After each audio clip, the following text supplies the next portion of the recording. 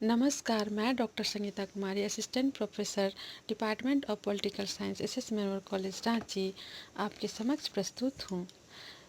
प्रिय विद्यार्थीगण, मैं आज BA semester 6 elective paper 1 subject code DSC 4A Gandhian thought, जिसका चैप्टर गांधी एंड स्टेट राज्य के संबंध में गांधी जी के विचार, इस विषय पर एक व्याख्यान प्रस्तुत करने जा रही हूँ।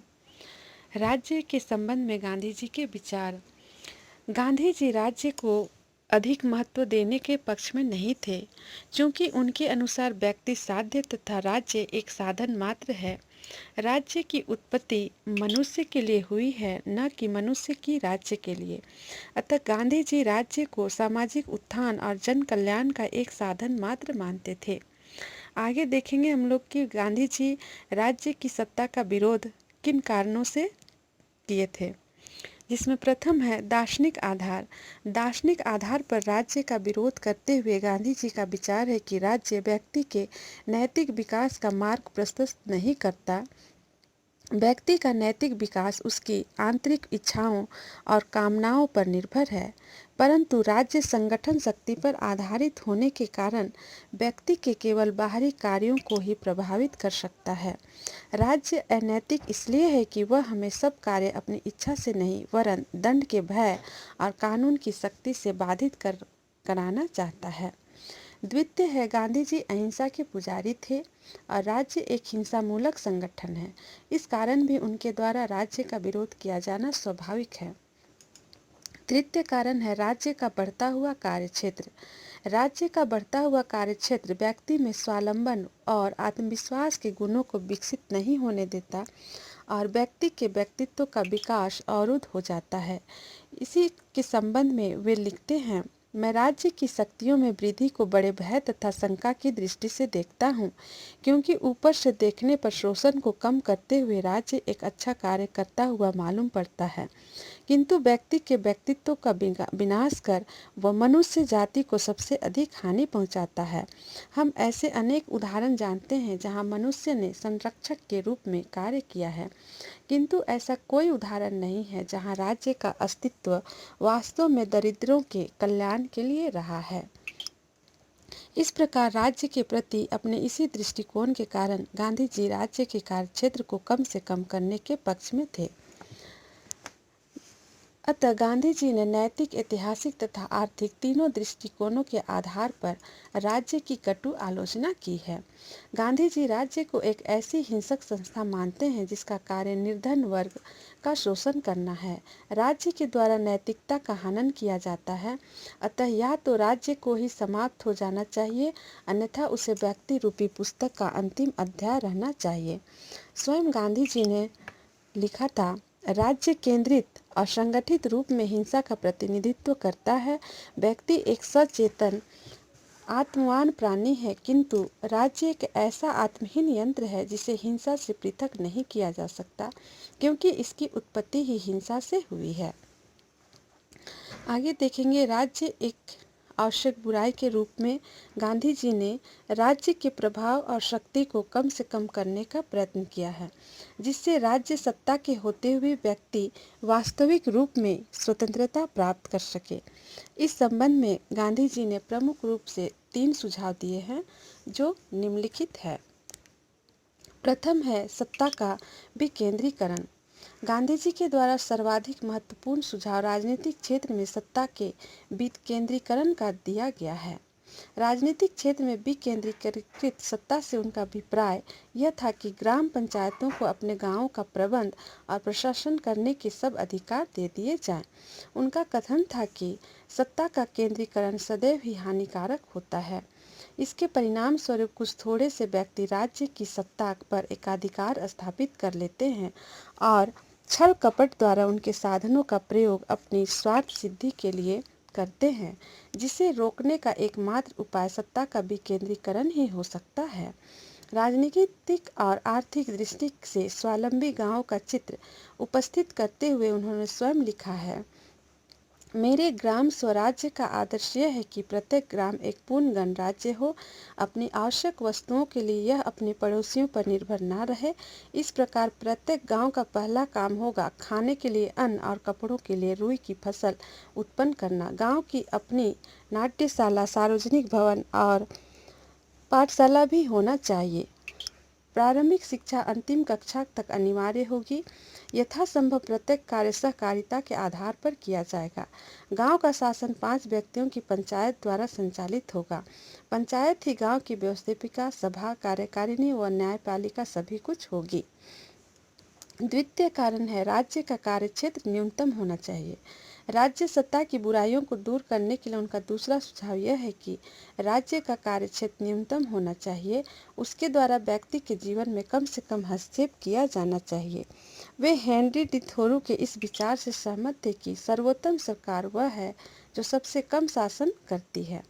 उनका कथन था, स्वराज का अर्थ यह है कि व्यक्ति को सरकार के नियंत्रण से स्वतंत्र होने का निरंतर प्रयत्न करना चाहिए, चाहे वह सरकार विदेशी हो या राष्ट्रीय।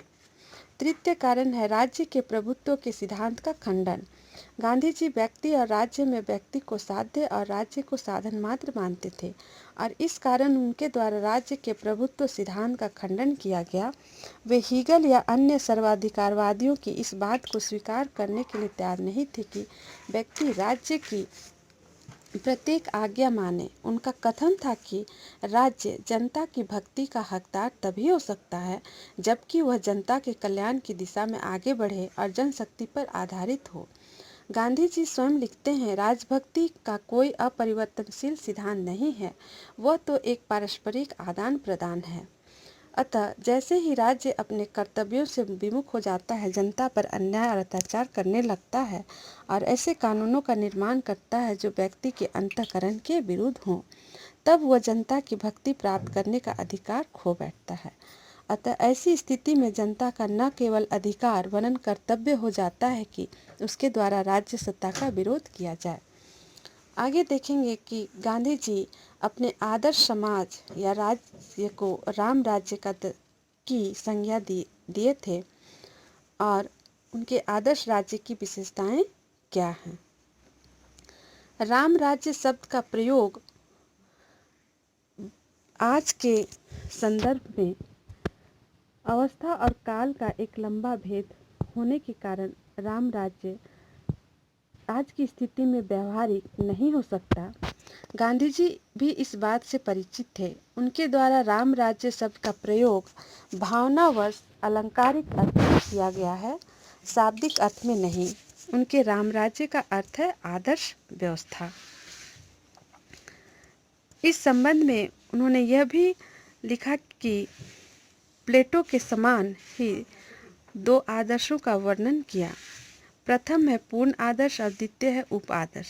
उनकी पूर्ण आदर्श सामाजिक व्यवस्था के अंतर्गत राज्य के लिए कोई स्थान नहीं है, लेकिन गांधी जी यथार्थवादी थे और उन्होंने इस बात को स्वीकार किया है कि मानव स्वभाव की वर्तमान स्थिति को देखते हुए पूर्ण आदर्श की स्थापना संभव नहीं है।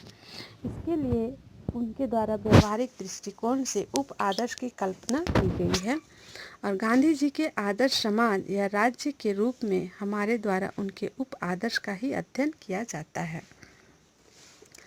इस प्रकार गांधी जी के आदर्श राज्य की विशेषताएं इस निम्नलिखित हैं। प्रथम है अहिंसात्मक समाज। गांधी जी अपने आदर्श राज्य को अहिंसात्मक समाज के नाम से पुकारते हैं।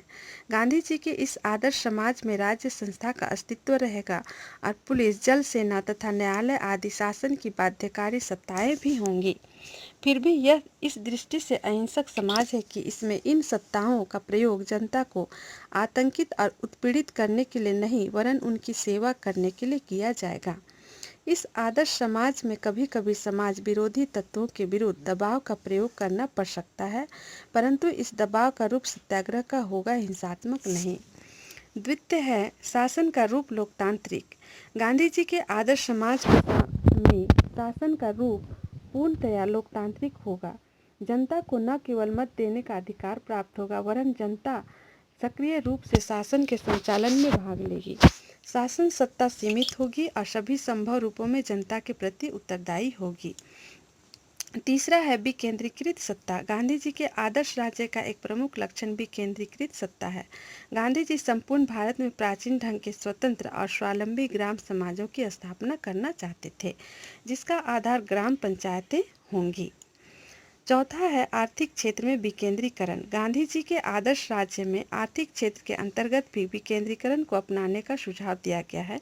विशाल तथा केंद्रीकृत उद्योग लगभग समाप्त कर दिए जाएंगे और उनके स्थान पर कुटीर उद्योग धंधे चलाए जाएंगे। 5 है नागरिक अधिकारों पर आधारित। गांधी जी का राज्य स्वतंत्रता, समानता तथा अन्य नागरिक अधिकारों पर आधारित होगा। इस समाज में प्रत्येक व्यक्ति को अपने विचार व्यक्त करने और समुदायों के निर्माण की स्वतंत्रता होगी। इस समाज के अंदर जाति, धर्म, भाषा, वर्ण और लिंग आदि भेदभाव के बिना सभी व्यक्तियों को समान सामाजिक और राजनीतिक अधिकार प्राप्त होंगे। निजी संपत्ति का अस्तित्व। छठा, इस आदर्श राज्य में निजी संपत्ति की प्रथा का अस्तित्व होगा, किंतु संपत्ति के स्वामी अपने संपत्ति का प्रयोग निजी स्वार्थ के लिए नहीं वरन समस्त समाज के कल्याण के लिए करेंगे। 7 है प्रत्येक व्यक्ति के लिए श्रम अनिवार्य। इस आदर्श समाज में प्रत्येक व्यक्ति के लिए अपने भरण पोषण हेतु श्रम करना अनिवार्य होगा। कोई भी मनुष्य अपने निर्वाह के लिए दूसरों की कमाई हड़पने का प्रयत्न नहीं करेगा और बौद्धिक श्रम करने वाले व्यक्तियों के लिए भी कुछ न कुछ शारीरिक श्रम करना अनिवार्य होगा। 8 है वन व्यवस्था। गांधी जी का आदर्श समाज वन व्यवस्था पर आधारित होगा। प्राचीन काल की भांति समाज 4 वर्णों में विभाजित होगा: ब्राह्मण, क्षत्रिय, वैश्य और शूद्र।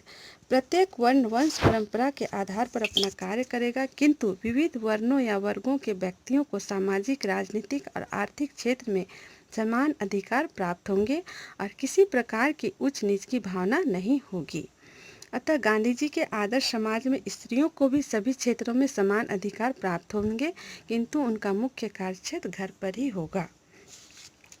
9 है अस्पृश्यता का अंत। गांधी जी अस्पृश्यता को भारतीय समाज के लिए कलंक मानते थे और उनके आदर्श समाज में अस्पृश्यता के लिए कोई स्थान नहीं था। 10 है धर्मनिरपेक्ष समाज। इस समाज में किसी एक विशेष धर्म को आश्रय प्राप्त नहीं होगा। राज्य की दृष्टि में सभी धर्म समान होंगे और सभी धर्मों के अनुयायियों को समान सुविधाएं प्राप्त होंगी। नेक्स्ट है निःशुल्क प्राथमिक शिक्षा। गांधी जी के आदर्श समाज में गांव-गांव और मोहल्ले में बुनियादी ढंग की स्वावलंबी पाठशालाएं होंगी, जिससे प्रत्येक व्यक्ति को कम से कम प्राथमिक शिक्षा निःशुल्क प्रदान की जाएगी। नेक्स्ट है अंतर्राष्ट्रीय क्षेत्र में शांति प्रिय। गांधी जी वसुधैव कुटुंबकम की धारणा में विश्वास करते थे। इस कारण उनका आदर्श राज्य अंतर्राष्ट्रीय क्षेत्र में अन्य राज्यों के साथ मैत्री, सद्भावना, सहयोग के आधार पर संबंध स्थापित करेगा।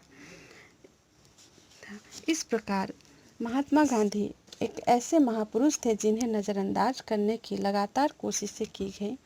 इसके बावजूद वे उत्तरोत्तर अधिक प्रासंगिक बनते गए। आज जब दुनिया में सारी विचारधारा समाप्त होती दिखाई दे रही है और संपूर्ण विश्व ऐसे चौराहे पर खड़ा है जहां उसे कोई दिशा नहीं दिखाई दे रहा है, तो गांधी दर्शन ही मसाल स्वरूप दृष्टिगत हो रहा है। इस प्रकार गांधी जी के विचार बहुत ही स्पष्ट और आदर्शवादी एवं महत्वपूर्ण थे। धन्यवाद।